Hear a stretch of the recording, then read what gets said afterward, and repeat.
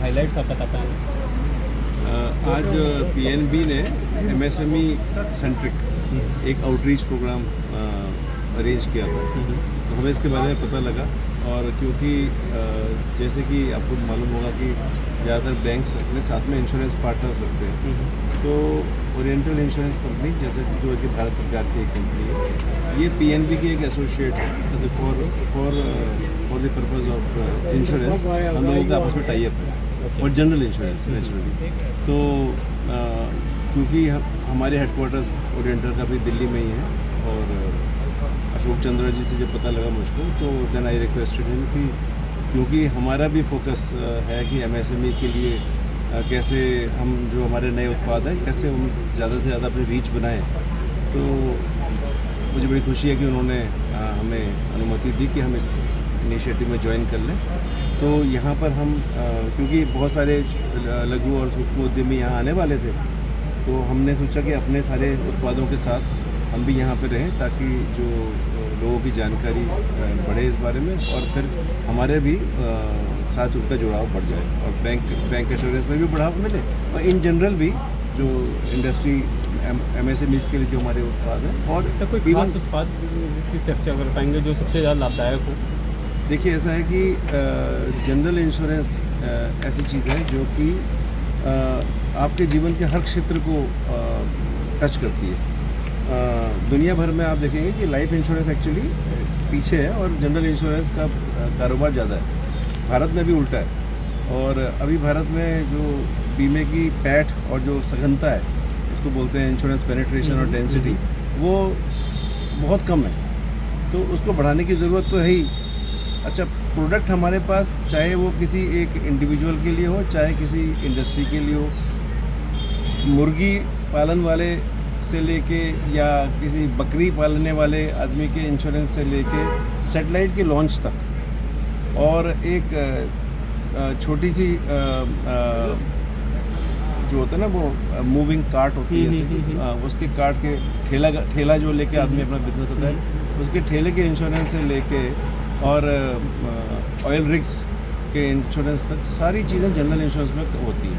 और ये तो है जो प्रॉपर्टी की बात है। इसके अलावा लाइबिलिटीज़ भी हैं, वो भी सब कवर होती हैं। तो उत्पाद तो करीब 200 से अधिक प्रकार के उत्पाद हैं, और जो ख़ास तौर पे यहाँ एमएसएमई सेक्टर के लिए ऑलरेडी हमारे पास पैकेज पॉलिसी, जैसे हमारी एक ऑफिस अम्ब्रेला पॉलिसी थी, है ना, और जो ऑफिस अम्ब्रेला पॉलिसी है उसमें चाहे स्कूल्स हों, चाहे रेस्टोरेंट्स हों, चाहे आपके ऑफिसेज़ हों, तो उन सब का एक पैकेज के रूप में बीमा हो जाता था। तो पैकेज में आपकी प्रॉपर्टी भी कवर्ड है, उनके इवन एक्सीडेंटल इंश्योरेंस भी है, उनके यहाँ जो काम कर रहे हैं उनके जो वर्कमैन कंपनसेशन है या पब्लिक लाइबिलिटी है, वो सारी चीज़ें एक ही साथ में मिल जाती थी। इसके अलावा कुछ IRDA के द्वारा बनाए गए स्टैंडर्ड उत्पाद भी हैं, जैसे कि हमारी भारत लघु उद्यम सुरक्षा और सूक्ष्म उद्यम सुरक्षा, ऐसी पॉलिसीज़ हैं जो कि आपका फायर और जो नेचुरल कैटेस्ट्रॉफीज़ को कवर करती हैं, वो भी हैं। इसके अलावा इन सब को जोड़ के कुछ और MSME की जितनी रिक्वायरमेंट की चीज़ें हैं वो कुछ और सेक्शन जोड़ के वो भी पैकेज बनाए गए हैं। इसके अलावा अभी जो रीसेंट प्रॉब्लम ये है कि बहुत सारा ना साइबर लाइबिलिटी एक इशू बन गया और साइबर सिक्योरिटी इशू बन गया। तो MSMEs जिन पे भी साइबर अटैक्स हुए हैं वो दोबारा उभर नहीं पाती उससे। तो उनकी भी सुरक्षा के लिए हम लोगों के प्रोडक्ट्स ऑलरेडी आ चुके हैं। और ज़्यादा इंटरेस्टिंग। हाँ, अब आज की डेट में थोड़ा सा ये है कि ये बनता हुआ क्षेत्र है। अभी जिस हिसाब से प्रोडक्ट्स अवेलेबल होने चाहिए वो MSME एक्चुअली आज की डेट में जो बड़े री इंश्योरर्स हैं उनके लिए एक प्रायोरिटी सेक्टर नहीं है। तो हम ये कोशिश कर रहे हैं कि वो गैप कैसे भरा जाए, और ना केवल बीमे की सुरक्षा के रूप में बल्कि साथ में जो फर्स्ट रिस्पांस, जब अटैक हो उनको फर्स्ट रिस्पांस, उसके लिए क्या सुविधा दी जाए, उस पर हम लोग काम कर रहे हैं। तो इसके लिए जो हमको नेसेसरी एक्सपर्टाइज अपने यहाँ डेवलप करनी थी, तो उसके लिए जो फर्स्ट रिस्पांस के लिए हमने अभी अपने ओरिएंटल इंश्योरेंस में हम लोगों ने टाई अप कर लिया है। इसके अलावा जो री इंश्योरेंस की फर्स्ट लेयर का भी अरेंजमेंट हम लोगों ने कर लिया है, क्योंकि बिना री इंश्योरेंस के बड़ा रिस्की काम है। तो कोई भी इंश्योरेंस कंपनी जब शुरू करती है तो वो सपोर्ट ढूंढती है, Yes, obviously. तो हमें सफलता मिल गई है उसमें। कोई इस साल हमारा प्रोग्राम ये है कि इस साल किस नाम बताना चाहेंगे किसके साथ आपका हुआ है नहीं, हमारा जो हमारा री इंश्योरेंस अरेंजमेंट तो भारत की जो भारत सरकार की कंपनी है GIC री, ओके, उससे हमको सपोर्ट मिली है री इंश्योरेंस के। इसके अलावा हमारे एक वेंडर के साथ टाई अप भी हो गया है जो हमको इसके लिए ड्यू डिलीजेंस कैसे कर पाएंगे और फर्स्ट रिस्पांस कैसे दे पाएंगे उसके लिए वो अरेंजमेंट हो गया है। तो इस साल हमारा फोकस ये है कि करीब 20 से 25 करोड़ का कारोबार हम साइबर लाइबिलिटी के क्षेत्र में करेंगे, वो भी छोटे उद्यमियों के साथ, क्योंकि MSME का सेक्टर बहुत व्यापक है सर, एक और जैसे यहाँ आप- पे हमारी रीच थोड़ी कम है, मैंने देखा अभी। यही- नॉट ओनली MSME, एक छोटी सी बात, क्योंकि इंश्योरेंस कंपनियों का इतिहास बहुत बड़ा है जी, और अभी भी भारत में इंश्योर्ड लोगों की संख्या बहुत कम है। बहुत कम है। इंश्योरेंस लोग तभी कराने जाते हैं, खास करके जनरल इंश्योरेंस में, कि जब उनके लिए मैंडेटरी होता है, जैसे गाड़ियों का इंश्योरेंस हुआ ये। जी हाँ। तो और जैसे आपके यहाँ बहुत सारी पॉलिसीज हैं, जैसे एक्सीडेंटल पॉलिसीज और ये सारी, इसको और इन्हांस करने और तक लोगों तक पहुँचाने के लिए आप लोग क्या कर रहे हैं? यही मेरा क्वेश्चन था आपकी कि क्या आपका है? आउटरीच जो है, जैसे ये एक आउटरीच था, आपकी तरफ से कुछ आउटरीच के लिए पहले एक जो चीज़ हमारे यहाँ थोड़ी जो मुझे लगता है कि जो कमी थी खासतौर पर पब्लिक सेक्टर इंश्योरेंस कंपनीज में, वो ये थी कि हमारा जो ट्रस्ट लेवल, जो कस्टमर्स का ट्रस्ट है हमारे लिए, वो अभी भी बहुत हाई है और जो वो फेथ की कमी कहीं नहीं है। पर जो जिस चीज़ की वजह से हम पीछे रह गए वो ये था कि जब डिजिटल जो हमको अपना प्रोग्रेस करनी थी या टेक्नोलॉजी के फ्रंट में जो हमको प्रोग्रेस करनी थी, उसमें थोड़ा सा लैग किया हम लोगों ने।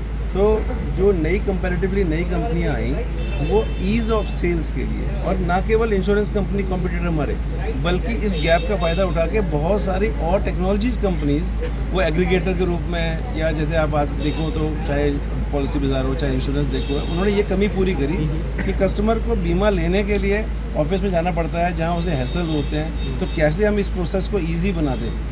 तो हम लोगों ने यह ध्यान दिया, तो अब हम भी उसी जो गैप है, डिजिटल गैप, उसको हम पूरा कर रहे हैं। आजकल जैसे हमारा पिछले 1 साल में हमारा पूरा फोकस ये था कि कैसे हम डायरेक्टली कस्टमर्स के साथ, और ये भी बात हमारे साथ सही है कि आज की डेट में नंबर ऑफ़ एम्प्लॉइज़ पहले के कंपैरिजन में बहुत कम हो गए, और कस्टमर ये चाहता भी नहीं है कि वो किसी ऑफिस में जाए। तो हमारा जो पोर्टल्स पे हमारी जो सेल्स है, मतलब कि जो इंश्योरेंस जो चाहे कस्टमर पोर्टल हो चाहे हमारे पार्टनर्स के जो पोर्टल हैं, उसमें बहुत अच्छी उल्लेखनीय प्रगति हुई है।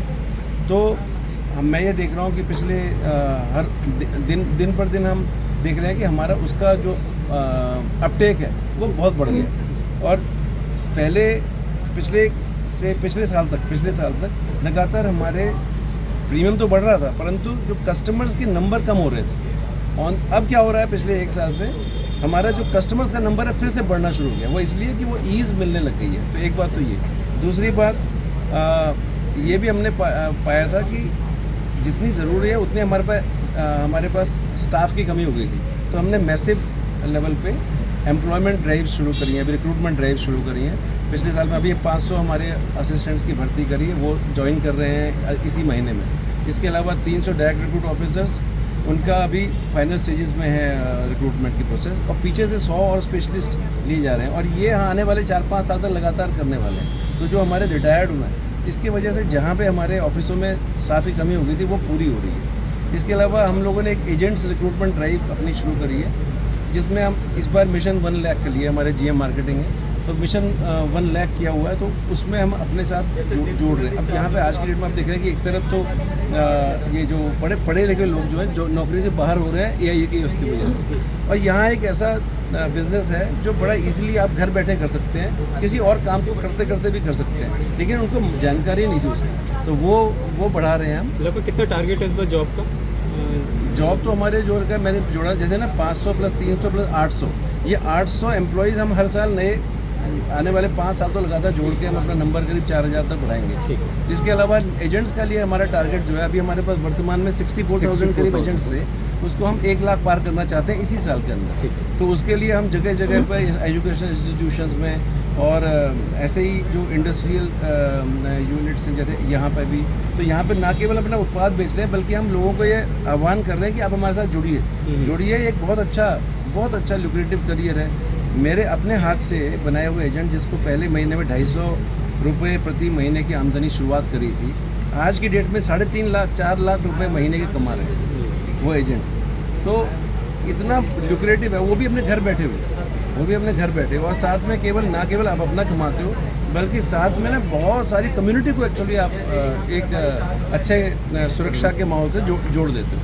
तो मेरा यहाँ आप लोगों के माध्यम से भी सबसे आह्वान यही है कि इस तरफ को ध्यान दें। इससे very good career, very flexible, और इसमें क्या है कि ना पीछे नहीं आप मुड़ सकते कभी। ये चीज़ ऐसी है, एक बार आप यदि शुरुआत करेंगे जो जहाँ पे हैं, गारंटी है कि आने हर साल दर साल आप इससे आगे ही बढ़ेंगे, पीछे नहीं आ सकता आदमी, सर गारंटी। साइबर क्राइम के जिस तरह केसेस बढ़ते जा रहे हैं, जी। तो इसको कैसे आप लोग जस्टिफाई करते हैं कि केस जेन्युइन है और क्लेम रिस्पॉन्स क्या है इसमें?